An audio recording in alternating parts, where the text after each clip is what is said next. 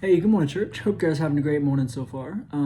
So we are in Second Peter, the book of Second Peter, and we are coming to the end of it, and we are in chapter 3. Now, Second Peter isn't a book that I've gotten to study through very often or very many times, and reading this is it's 3 chapters long, and this chapter right here it's only 18 verses long, and it's very short. It seems like it's very short, but there's a lot of good information, a lot of good things in it, and I loved reading this. It was something different for me to finally read through and study through. So if we just want to jump on in, so the beginning of this is talking about in verse 3. Sorry, if you start in verse 3, it says, "First, be aware of this: scoffers will come in the last days to scoff, living in accordance to their own desires." So Peter here is saying that there's going to be people coming. There's going to be people coming to make fun of you, to make fun of our God, make fun of the God, make fun of everything about your faith, about anything. And saying in verse 4, saying, "Where's the promise of his coming? Ever since the fathers fell asleep, all things continue as they have been since the beginning of creation." So they're going to doubt. There's going to be people coming that's going to scoff, it's going to doubt you. But if you keep reading verse 5, they will ignore this. "Long ago, the heavens and the earth were brought about from water, and through water by the word of God."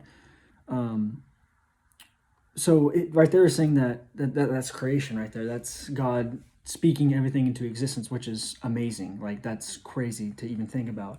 It's hard to, you can't even comprehend how just incredibly amazing that is. But if you keep reading, it says, "Through these waters the world of that time perished when it was flooded." So the waters that God created just by talking then flooded the earth and perished when it flooded, obviously, just by His word. Again, amazing, crazy. Then you keep reading, but by the same word. So the same word that created everything just by talking, by speaking it into existence. Same word that destroyed the earth by flooding it. By the same word, the present heavens and earth are stored up for fire, being kept until the day of judgment and destruction of all ungodly men. So the same word that destroyed the earth with water is now coming back with fire.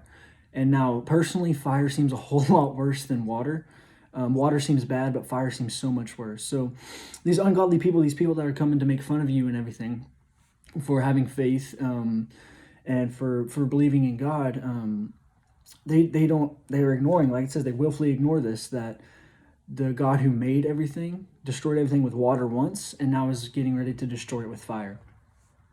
But if you go down to verse 14, so everyone's yearning for the day that Jesus comes back, and we're all super excited, and I agree.